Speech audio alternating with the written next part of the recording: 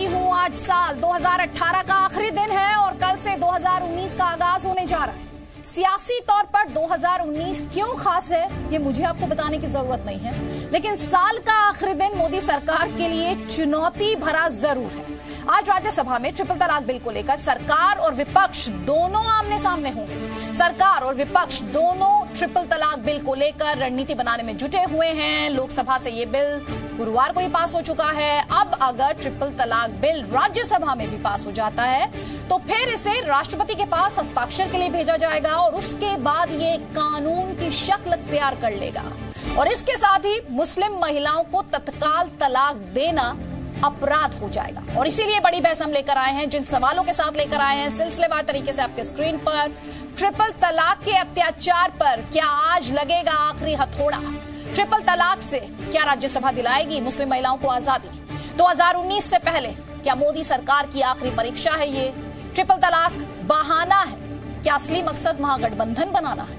सवाल यह भी है कि ट्रिपल तलाक 2019 के लिए क्या चुनावी हथियार बनने जा रहा है, विपक्ष द्वारा भी, सरकार द्वारा भी?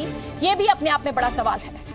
तो कई खास मेहमान हमारे साथ हैं। आपको बता दें, बीजेपी की तरफ से हमारे साथ राजीव जेटली जी हैं, राजनीतिक विश्लेषक आशुतोष मिश्रा, हमारे साथ मौलाना मुफ्ती नदीमुद्दीन, अध्यक्ष हैं AIUC के, हमारे साथ ताहिरा हसन, उपाध्यक्ष हैं AIPWA की, और साथ ही मेरे सहयोगी रविंद्र कुमार को आप अपने स्क्रीन पर देख पा रहे हैं, सीधे पार्लियामेंट से, संसद भवन से रविंद्र कुमार हमारे साथ। रविंद्र, सबसे पहले मैं आपके पास आना चाहती हूं। सरकार की तरफ से 92 सांसदों के समर्थन की बात कही जा रही है, विपक्ष की तरफ से 116 सांसदों के समर्थन की बात की जा रही है, अहम मीटिंग्स चल रही हैं। ताजा अपडेट क्या है? पलड़ा इस समय किसका भारी लग रहा है आंकड़ों के लिहाज से? देखिए, जो आंकड़े हैं वो सबके सामने हैं। जाहिर तौर पर पलड़ा अगर देखा जाए तो विपक्ष की भारी है, लेकिन ये कहीं ना कहीं पलट भी हो सकता है अगर AIADMK, TRS, YSR Congress, BJD ये सिर्फ वॉकआउट न करें बल्कि ये सपोर्ट में अगर वोट करते हैं तो पलड़ा जाहिर तौर पर सरकार का भारी होगा और ये बिल पास हो जाएगा। लेकिन जिस तरह से लोकसभा में इन दलों का रुक रहा है उसको देखते हुए सरकार भी काफी आश्वस्त नहीं है कि बीजू जनता दल हो या फिर AIADMK हो, TRS हो, YSR कांग्रेस हो, INLD हो, ये और भी छोटे जो दल हैं, 1-2 सांसदों का, जिनका ब्लॉक मिलाकर करीब 30 सांसदों का होता है, ये सरकार के सपोर्ट में आएंगे या नहीं अभी तक कोई क्लियर नहीं है।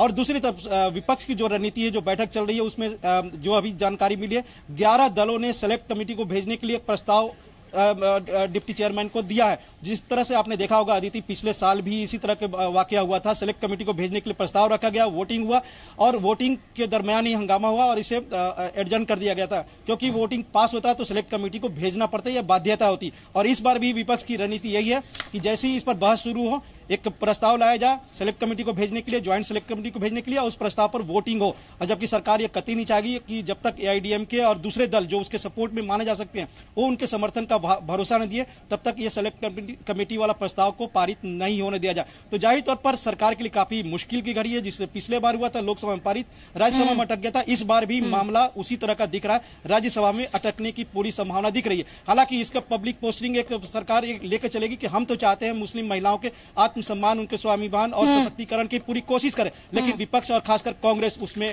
रोड़े अटका रहा और ये लेकर 2019 में जा सकती है सरकार।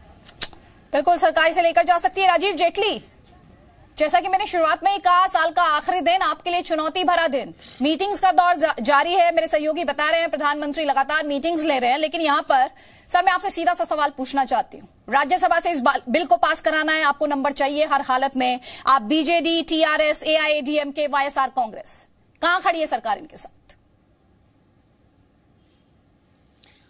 देखिए आदित्य जी, मैं तो एक बिल्कुल अलग तरीके से इस बात को कहना चाहता हूं कि आज आपने कहा कि ये साल का आखिरी दिन है। देश के बच्चे जिनको राजनीति अब समझ में आई होगी, बहुत वक्त से वो कांग्रेस या हमारे देश की राजनीतिक व्यवस्था को देख रहे होंगे और वो सोचते होंगे धर्मनिरपेक्षता किसे कहते हैं।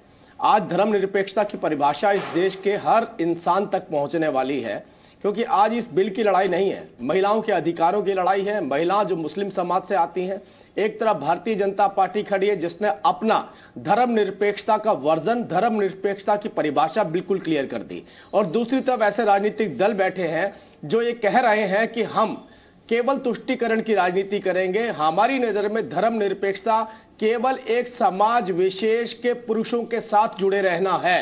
हम मुस्लिम महिलाओं के अधिकारों का हनन उस समाज के पुरुषों के साथ मिलकर करेंगे। तो आज ये देश की जनता देखेगी, जो ढोंग और नाटक इन्होंने राजनीति में किए थे, जो ढोंग और नाटक इन्होंने चुनावों के दौरान किए थे, इनकी मंशा उनसे बिल्कुल विपरीत है। जो जो राजनीतिक दल आज मुस्लिम महिलाओं की अधिकारों में दीवार बन के खड़े होंगे, वो देश के जनता के सामने साल के आखिरी दिन में बिल्कुल क्लैरिटी के साथ नजर आएंगे। हम कहते हैं कि देखिए, धर्मनिरपेक्षता, बहुत सारे इस्लामिक ऐसे देश भी हैं जो इस प्रथा को नहीं मानते हैं, लेकिन हमारे ये राजनीतिक दल जैसे कांग्रेस या दूसरे राजनीतिक दल आप कह रहे हैं, अगर ये उनसे भी बड़ा इस्लामिक देश इस देश को बनाना चाहते हैं, जिन इस्लामिक देशों में लिबर्टी है, जहां मुस्लिम महिलाओं के अधिकारों के लिए लड़ाई लड़ी जाती है और अपने बीच में फ्लेक्सिबिलिटी लाई जाती है, ये उससे भी बड़ा इस्लामिक देश हमारे देश को बनाना चाहते हैं। अगर उस इस्लामिक देश को धर्मनिरपेक्षता का नाम देना चाहते हैं, तो आज कम से कम इस देश का एक एक व्यक्ति इनको जवाब देगा आने वाले वक्त में कि यह है तुम्हारा असली चेहरा। इसे कहते हो तुम धर्मनिरपेक्षता। मुस्लिम समाज के तुष्टीकरण के नाम पर जो खेली हुई गंदी राजनीति है, वो देश की जनता को हम सड़कों पर लेके जाएंगे, बताएंगे। और आज राज्यसभा के अंदर जो भी मंजर होगा, वो मंजर केवल बिल का नहीं होगा, देश में अधिकारों की लड़ाई का होगा। ठीक राजीव जी, बहुत अच्छी कोशिश है। महिला अधिकारों से जुड़ा कोई भी बिल, कोई भी मुद्दा, कोई भी पहल, कोई भी इनिशिएटिव, उसे अप्रिशिएट किया जाना चाहिए सर। लेकिन लास्ट 2 मिनट्स में आपने जिस तरीके से बात की सर, उससे मुझे लगा ये एक सियासी मुद्दा है। असली महिलाओं के अधिकारों की चिंता भी किसी को दिखाई नहीं दे रही। विपक्ष का तो रुख पहले ही मैं देख रही थी। बहरहाल हमारे साथ रेशमा अजीज है। रेशमा, आप देख रही हैं कैसे विपक्ष लामबंद हो रहा है, ये एक सियासी लड़ाई बन गई है। लग रहा है महिला अधिकार सिर्फ एक जुबानी जमा खर्च बनकर रह गए हैं। जी, आज जो लोग इस पैनल पर बैठे हैं, रेशमा, आप खुद भुक्तभोगी हैं, आपने इस दर्द को झेला है। जरा बताइए हमारे पैनलिस्ट को, और सबसे ज्यादा मुफ्ती नदीमुद्दीन को बताइए। जी, मैं रेशमा अजीज, रिसेंटली मैं यूएस से 30 नवंबर फ्राइडे मॉर्निंग मेरे हस्बैंड के साथ आई। आने के बाद मुझे पता चला मेरे साथ बहुत बड़ा धोखा हुआ है। ट्रिपल तलाक के नाम पे उन्होंने गलत इस्तेमाल करके मुझे ट्रिपल तलाक व्हाट्सएप मैसेज पे दे के मुझे यहाँ पे अबैंडन करके यूएस चले गए हैं। इसका मैं इस ट्रिपल गलत इस्तेमाल जो हुआ है, इसकी शिकार हुई हूँ। और इससे जुड़े मैं बहुत ही प्रॉब्लम से गुजर रही हूँ। इतना मुझे अंधेरे में रख के मेरे हस्बैंड और उसके घर वालों ने मेरे साथ घटिया चाल उन्होंने की है, जिसका मुझे अंदाज़ा नहीं था। जब हम यूएस से आए इंडिया, मेरे हस्बैंड ने कहा कि तुम अपने घर वालों के पास जाओ, मैं मेरे घर वालों के पास जाता हूँ, ये बोल के मुझे मेरे मायके भेज दिए। और 2-3 दिन के बाद मुझे पता चला, मुझे बिना इत्तला किए वो यूएस वापस चले गए हैं और मेरे बच्चों को अपने कब्जे में कर लिए हैं। और वो तुरंत ही मुझे मेरे फ़ोन पे मैसेज मिला कि मैं रेशमा अजीज को तलाक देता हूँ। और ये मेरे फैमिली मेंबर्स और उनके फैमिली मेंबर्स को ग्रुप बना के व्हाट्सएप पे ये मैसेज भेजा गया है। ये टेक्स्ट मैसेज के साथ साथ वॉइस मैसेज भी कहा गया है कि मैं Javed Khan, son of Taj Ahmad, my wife Reshma Aziz, daughter of Azizuddin, today I pronounce तलाक एंड महर हैज बीन फुलफिल्ड। ये बोल के उन्होंने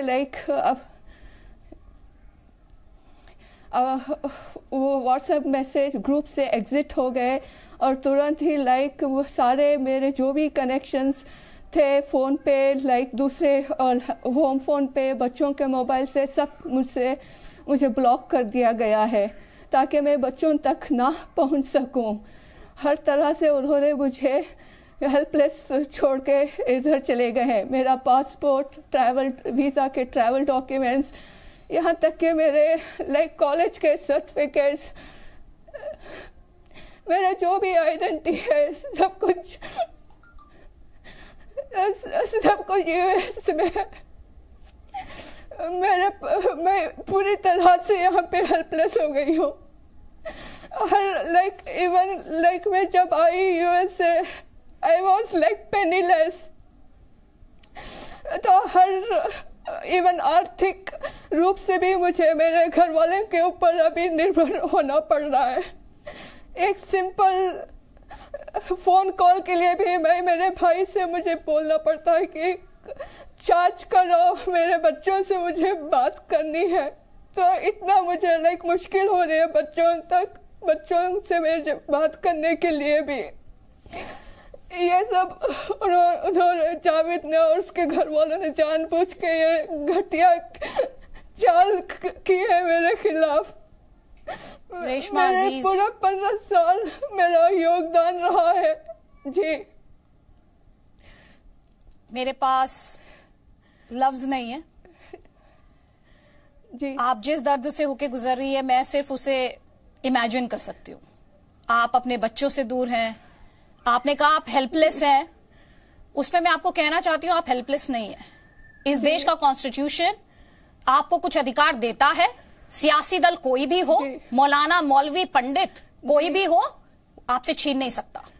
आज वही लड़ाई लड़ी जा रही है और आप बिल्कुल भी हेल्पलेस नहीं है। आप खुद को हेल्पलेस मत महसूस कीजिए। बहुत सारे लोग इस समय आपके साथ खड़े हैं। मौलाना नदीमुद्दीन, शुक्रगुजार हूँ मैं आप सब। आपको शुक्रगुजार होने की जरूरत नहीं है, हमारी जिम्मेदारी है। हम सिर्फ अपनी जिम्मेदारी का निर्वाह कर रहे हैं। आपको शुक्रगुजार होने की जरूरत नहीं है। हमें गुस्सा आना चाहिए किस तरह की महिलाएं हमारे समाज में ऐसे सफर करती हैं। मौलाना नदीमुद्दीन, आज आप जवाब दीजिए। आपने रेशमा अजीज को देखा है स्क्रीन पर सर, कितनी महिलाएं ऐसी हैं जिनके किस्से तो रिपोर्ट भी नहीं किए जाते, घुट घुट कर दम तोड़ रही हैं कहीं पर। मैं रेशमा अजीज के साथ हूं, मगर रेशमा अजीज को आपने जिस ढंग से पेश किया, मुजफ्फरनगर की औरतों को क्यों नहीं आपने पेश किया? कठुआ के आसिफा के बारे में आपका दर्द और पीड़ा क्यों नहीं आया? देवरिया के अंदर आपका पीड़ा और दर्द क्यों नहीं आया? भाजपा कहती है धर्म, मौलाना नदीमुद्दीन, औरतों की फैक्ट्स पर बात कीजिएगा। एक सेकेंड मौलाना नदीमुद्दीन, आप जानते नहीं सुप्रीम कोर्ट ने क्या बोला है? रेप विक्टिम्स की आइडेंटिटी को लेकर क्या बोला है? आप नहीं जानते हैं sir? I am sorry, I don't want to raise my voice. Maulana Nadimuddin, आप किसी भी रेप विक्टिम की आइडेंटिटी जी न्यूज पर बैठकर रिवील नहीं करेंगे सर। मैं आपसे विनम्र विनती कर रही हूँ इस बात की। नियमों के तहत भी डिबेट होगी। आप सुनिए, आज नहीं, आपको सुनना पड़ेगा मेरी बात। आज भाजपा औरतों की सम्मान की बात करती है, सबरीमाला में बेशरम भाजपा। सर, मैं आपसे ट्रिपल तलाक पर बात कर रही हूँ। मौलाना नदीमुद्दीन, तर्क का कुतर्क ना कीजिए आप। तर्क का कुतर्क ना कीजिए आप। और मोब लिंचिंग में आप तर्क का कुतर्क ना कीजिए मौलाना नदीमुद्दीन। अगर आपसे सवाल ट्रिपल तलाक को लेकर पूछा जा रहा है और आप मुझसे सबरीमाला पर बात करेंगे, मैं ऐसा होने नहीं दूंगी। मेरे शो पर बैठकर एक महिला रोती है, वो उन महिलाओं को रिप्रेजेंट करती है जो इस दर्द से होकर गुजरती हैं। आज मैं आपको एक वो लम्हा नहीं दूंगी जहां से आप इस डिबेट को डिरेल करके निकल जाए। सर, आप ट्रिपल तलाक बिल पर बात करेंगे और वही आपको करना है। आप जवाब दीजिए, आप रेशमा अजीज को जवाब दीजिए। महिलाओं को छोड़ा है सर, आप रेशमा अजीज पर बात कीजिए। ने अपनी महिलाओं को छोड़ा है, उसका भी दर्द है। एक औरत अपने पति के रहते हुए किसी और से संबंध बनाए, उसके खिलाफ कानून लाओ, इसका भी हमें दर्द है। मर्द से मर्द शादी करे। मौलाना नदीमुद्दीन, कैसी बातें कर रहे हैं आप? ये भी हम मौलाना नदीमुद्दीन कैसी बातें कर रहे हैं? ताहिरा हसन, ये कैसी बातें कर रहे हैं? मौलाना साहब क्या किस बारे में बात कर रहे हैं? मुझे कुछ समझ नहीं आ रहा है। आपको नहीं, देखिए एक मिनट मुझे टाइम दीजिएगा, मैं अपनी बात पूरी करूं। थोड़ा सा टाइम दीजिएगा। देखिए, हम लोग ये लड़ाई, बहुत लंबी लड़ाई हम लोगों ने लड़ी है और ये सुप्रीम कोर्ट हमारे साथ खड़ा हुआ और जो उन्होंने कहा कि नल एंड वाइड है। इसके बाद और बहुत से केसेस आए अराउंड 150 से ऊपर, इसलिए कानून बनना चाहिए। लेकिन मेरा मानना है कि इसको क्रिमिनलाइज नहीं करना चाहिए, कानून बनना चाहिए 101%। औरत को कैसे फाइनेंशियली स्ट्रेंथन करेंगे, इस पे बात होगी। और देखिए 33% रिजर्वेशन ठंडे बस्ते में पड़ा है, इसमें भी कोई पॉलिटिकल विल नहीं है। ज्वाइंट दोनों सेशन को बुला सकते हैं, दोनों सेशन को बुलाएं। अगर इसमें भी पास नहीं होता है तो दोनों सेशन को बुलाएं। ये प्रेसिडेंट बुला सकता है, उसके बाद पास हो सकता है। ऑर्डिनरी बिल है ये कोई कॉन्स्टिट्यूशन में अमेंडमेंट नहीं है, इसको पास कर सकते हैं। अगर पॉलिटिकल विल है तो इसको पास किया जाता है, लेकिन पॉलिटिकल विल होना चाहिए ना कि मुस्लिम वीमेन या किसी वीमेन के साथ होना चाहिए। लेकिन आप यकीन कैसे करेंगे जब सबरीमाला में सुप्रीम कोर्ट के वर्डिक्ट को इंप्लीमेंट नहीं होने दिया गया है। हाईएस्ट कोर्ट के वर्डिक्ट इंप्लीमेंट होने के लिए होते हैं, वो कोई महिला हो। हम मुस्लिम महिला के लिए भी खड़े होंगे, हम महिला इन जनरल के लिए भी खड़े होंगे, दलित हिंदू सभी महिलाओं के लिए खड़े होंगे। सबरीमाला में ये कहा गया कि वो सुप्रीम कोर्ट का वर्डिक्ट आस्था आ गई वहां, तो ये बात करना है कि क्या कॉन्स्टिट्यूशन आस्था के ऊपर है कि नहीं। ठीक है मैम, ठीक, आपने अपनी बात रखी। आशुतोष मिश्रा, मुझे ब्रेक में जाना है, एक छोटा सा कमेंट आपका ले लेती हूं मैं। महिला अधिकार सिर्फ कहने भर के लिए, जब करने की बात आए तो बड़े सारे इफ्स एंड बट्स लगा दीजिए। जब ये होगा तब इस कानून को आना चाहिए, जब ये कंडीशन फुलफिल होगी तब ऐसा आना चाहिए। सिर्फ वादे और दावे करते रहिए। ज्वाइंट बुलाए नहीं, पार्लियामेंट्री दोनों सेशन को बुलाए। आज जो है असली जो है परीक्षा पहली बार पास होने जा रहा है। ठीक है तायरा हसन मैम, ठीक है क्यों मैम प्लीज जब इनको जो है दूसरे पैनलिस्ट को बोलने दीजिए। दोनों सेशन को बुला के सबरीमाला पर परीक्षा महिलाओं के इशू में सिर्फ गोल गोल जलेबी की तरह। ठीक मैम, आशुतोष जी आप अपनी बात रखिए प्लीज। सिर्फ तिबल तलाक है, सबरीमाला नहीं है। अदिति, आज जो है परीक्षा जो है मोदी सरकार की है, क्योंकि इसी राज्यसभा में जब कांग्रेस को हराने के लिए उप राज्यसभा के जो डिप्टी चेयरमैन थे उसका जब इलेक्शन था तो इन्होंने जो है अपना मेजॉरिटी का इंतजाम कर लिया था।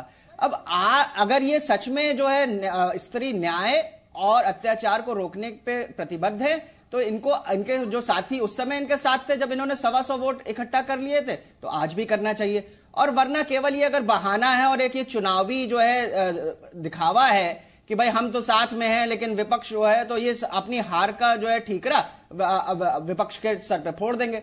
और अगर ये प्रतिबद्ध हैं तो ये आज भी इनको जैसे उस समय इन्होंने किया था आज भी इनको कर लेना चाहिए राज्यसभा में। लेकिन यहाँ पे चक्कर क्या है कि जैसे आपने बड़ा वो सही बात आपके शुरू के कमेंट में जो है जेटली साहब कह रहे थे कि ये जो है दिखाएगा कि कौन मुस्लिम औरतों के साथ खड़ा है, कौन मुस्लिम आदमियों के साथ खड़ा है। तो ये सुब्रमण्यम स्वामी जी ने बहुत एक पहले कहा था कि भाजपा की जो चुनावी रणनीति है वो ये है कि मुसलमानों को डिवाइड करो।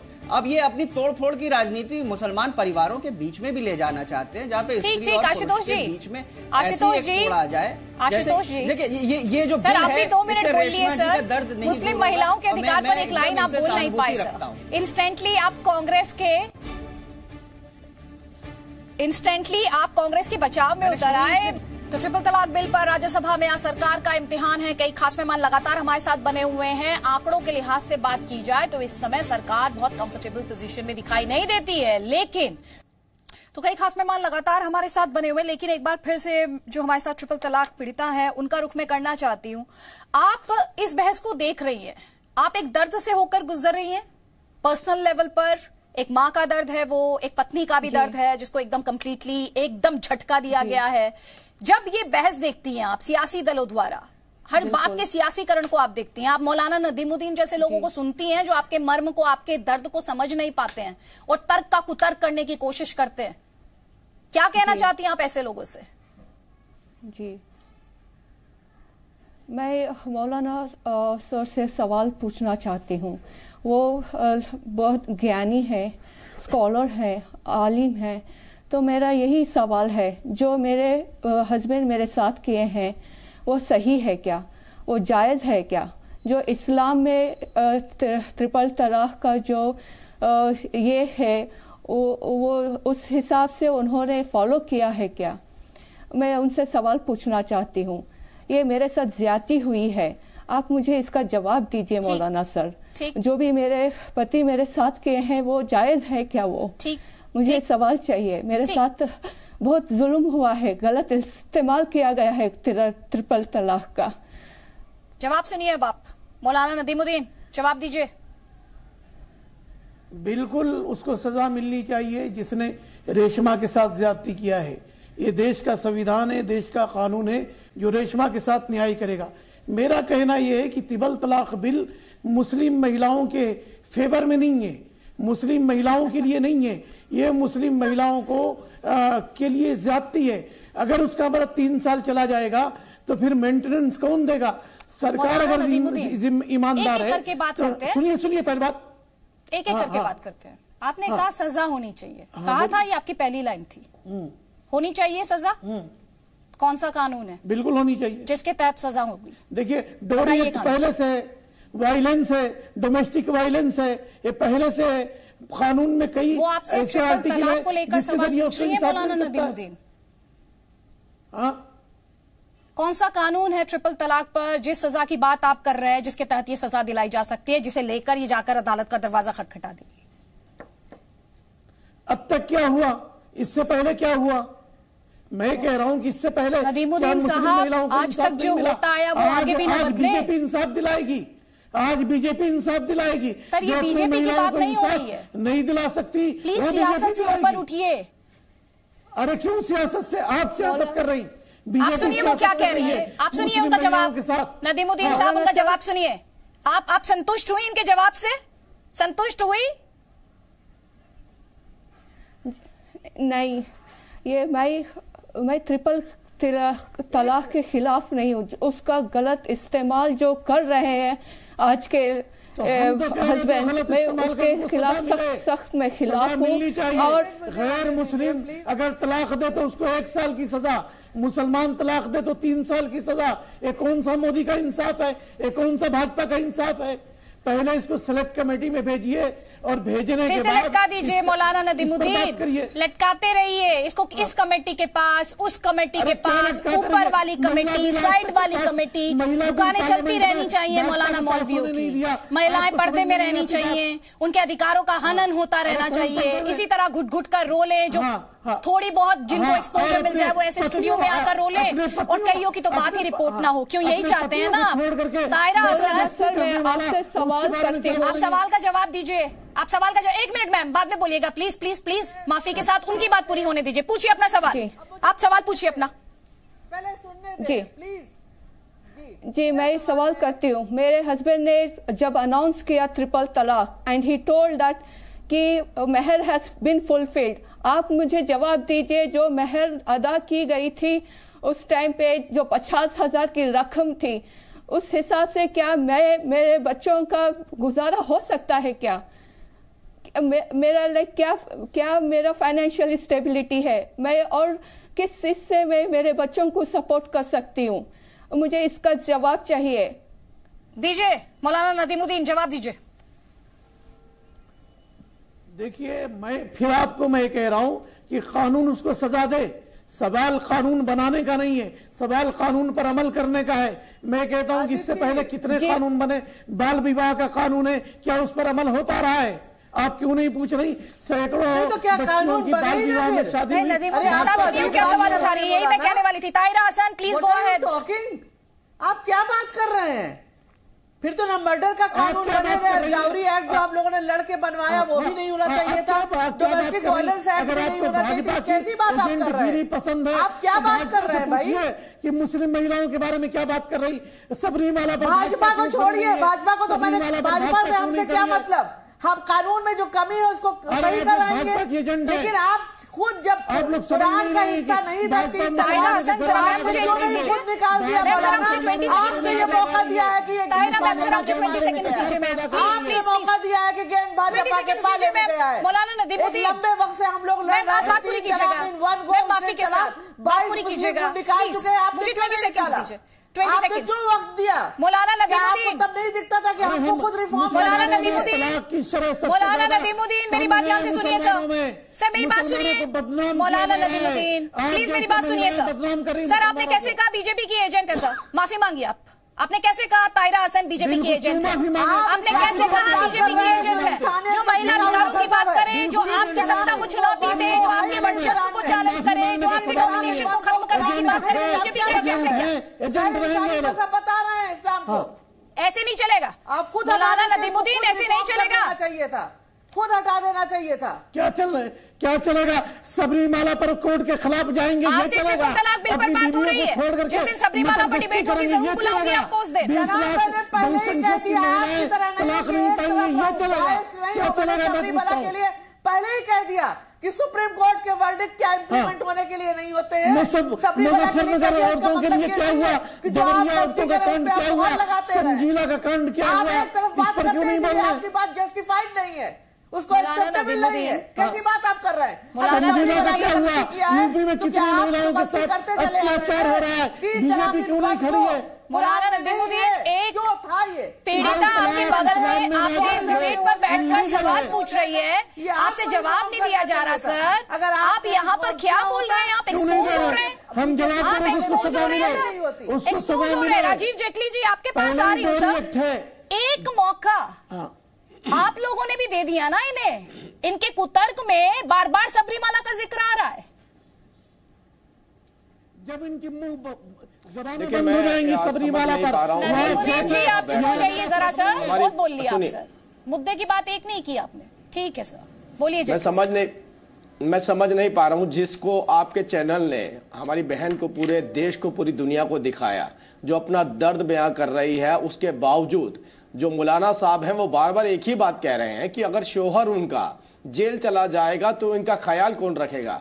मैं इनसे पूछना चाहता हूं कि जब कांग्रेस पार्टी ने बिल पास किया था और शोहर दूसरी शादी करके रहता था और महिला सड़कों पर होती थी, उस वक्त उन्होंने यह प्रश्न क्यों नहीं उठाया कि आज जो महिला सड़क पर आ चुकी है और शोहर दूसरी शादी कर करके रह रहा है। सुनिए सुनिए सुनिए, एक मिनट सुनिए और मुस्लिम मर्दों को 3 साल की सजा, ये आप सब अरे बात तो सुन लीजिए। बात मैं आपको एक बार करेक्ट करना चाहता हूं, बकायदा हमारे सांसद ने पार्लियामेंट में इस बात को कोट किया कि जब ये कानून बने थे हिंदू समाज में तो तलाक ही नहीं होता था।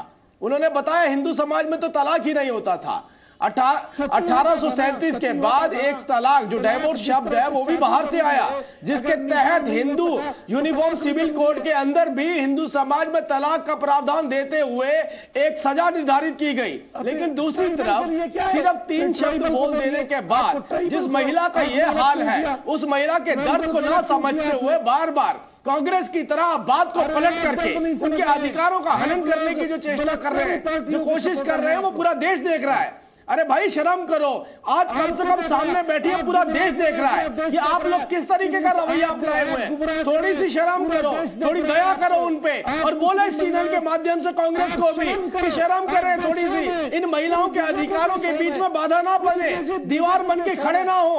अरे हाथ जोड़ के आग्रह करते हैं, हाथ जोड़ के आग्रह करते हैं, बीजेपी कांग्रेस छोड़िए धर्म, कम से कम अधिकारों के ऊपर तो चर्चा कीजिए, अधिकार दे दीजिए, बाद में हमें गाली दे दीजिएगा, बाद में हमारे साथ कुछ भी करना करिएगा, लेकिन अधिकारों के बीच में बाधा तो मत बनिए आप लोग। ठीक मौलाना नदीमुद्दीन पर आ जाइए। अरे मौलाना नदीमुद्दीन सबरीमाला पर भी आ जाएंगे, जिस दिन डिबेट होगी उस दिन मैं इंश्योर करूंगी आप डिबेट में आए। उसके अधिकारों का हनन नहीं हुआ। सर एक सेकंड रुकिए जरा, एक सेकंड रुक जाइए राजीव जी। मौलाना नदीमुद्दीन सुप्रीम कोर्ट को मानते हैं आप? सर मैं आपसे सिलसिलेवार सवाल पूछ रही हूँ, आप 2 लाइन में उनके जवाब दीजिएगा। सुप्रीम कोर्ट को मानते हैं, नहीं मानते हैं? बिल्कुल मानते हैं। हाँ सर, सुप्रीम कोर्ट ने क्या कहा था? ट्रिपल तलाक बिल को लेकर क्या कहा अदालत ने? इल्लीगल है, ट्रिपल तलाक इल्लीगल है, इस्लाम भी कहता है इल्लीगल है। तो फिर इस्लाम ने एग्जैक्टली मैं इसी पॉइंट पर आ रही हूँ। अच्छा वो आपने खुद कहा गैर कानूनी है, आप लोगों ने असंवैधानिक है, गैर कानूनी, फिर बिल में क्या दिक्कत है? और गैर इस्लामिक भी है आपके हिसाब से? गैर कानूनी रहेगा, इस्लाम के भी खिलाफ है, तो बिल से दिक्कत क्या है? कहीं तो शुरुआत करेंगे जनाब आप। दिक्कत है, अरे सरकार जल्दबाजी कर रही है। विक्टिम आपके बगल में इसी डिबेट पर। हाँ सरकार जल्दबाजी कर रही है। सरकार को अगर और मर्दों को सजा दिलाना है तो सरकार को 30 साल हो गए, जल्दबाजी नहीं हो रही है। 30 साल पहले कानून बनाया था राजीव गांधी जी ने, क्यों नहीं जल्दबाजी नहीं हो रही है। 30 साल से सड़कों पर है, 30 साल से अपने अधिकारों से वंचित है, कौन सी जल्दबाजी हुई बताइए? और कितने साल चाहिए आपको? अभी 60 साल और चाहते हैं इसी तरीके से दुर्गति करने की, इसी तरीके से सड़कों पर उनको अपना जीवन व्यतीत करने की, यही चाहते हैं आप लोग? अरे वृंदावन औरतों को क्या कर रहे हैं? 20 लाख हिंदू महिलाओं को तलाक नहीं मिला है, क्या कर रहे हैं बताइए? आप क्या कर रहे हैं? आप सर आप सुनिए, आपकी कथनी और करनी में अंतर है मौलाना नदीमुद्दीन। आप उसे गैर इस्लामिक बताते हैं, आप उसे असंवैधानिक बताते हैं, आप उसे गैर कानूनी बताते हैं, लेकिन जब उस पर एक्शन की बात आती है तो आप उससे मुंह मोड़ लेते हैं और अलग दलीलें पेश करते हैं। आपसे जो पीड़िता है वो कुछ कहना चाह रही है, सुनिए सर, ये प्लेटफॉर्म उन्हीं के लिए, बोलिए आप। मौलाना सर, मैं आपसे पूछती हूँ, कहाँ का इंसाफ है? 15 साल के शादी के 15 साल के बाद मेरा पति बोलता है कि मैं उसके टाइप्स की नहीं हूँ, मॉडर्न नहीं हूँ, और उसके हिसाब से मैं कपड़े लहबाज नहीं पहनती, और मैं एज हो चुकी हूँ, I have lost interest in you. और ये कहकर मुझे अब पूरी तरह से वो डिसाइड कर लेता है कि किसी भी हालत में मुझे डिवोर्स देना है, और बिना मुझे अतलाई के धोखे से वो मेरे मायके छोड़ के वापस जाके इस तरह का मैसेज भेजता है। ये कहाँ की इंसाफी है? 15 साल के बाद मेरा पूरा सहयोग उसके साथ रहा हर साल। मेरा कोई लाइक अस्तित्व ही नहीं था 15 साल। मैंने पूरा वक्त उसको, मेरे पति को और मेरे बच्चों को मैंने दिया है। अब आप मुझे जवाब दीजिए, ये कहाँ का इंसाफ है? ये आपके साथ इंसाफ होना चाहिए। अब मैं कहाँ जाऊँ? से कड़ी सजा मिलनी चाहिए। जो आपके खिलाफ जिसने वो हरकत की उसको सजा मिले।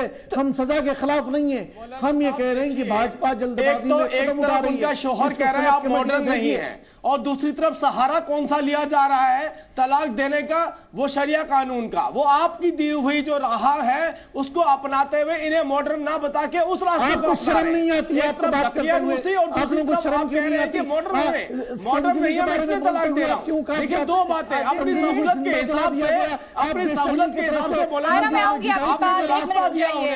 आशुतोष मिश्रा, वो अपना लिया, उसमें तो आपने धर्म अपना लिया। राजीव जेटली, प्लीज, मुझे लग रहा है आप में से कोई भी जो पीड़िताओं का दर्द नहीं समझ पा रही। आशुतोष मिश्रा, आप सुन रहे हैं ना पीड़िता क्या कह रही है? ये सियासी दलों को नहीं दिखाई दे रहा है, कहीं पे तो शुरुआत होगी। सेलेक्ट कमेटी को बिल भेजा जाने का मतलब क्या है? आप और मैं दोनों समझते हैं। देखिए इसमें,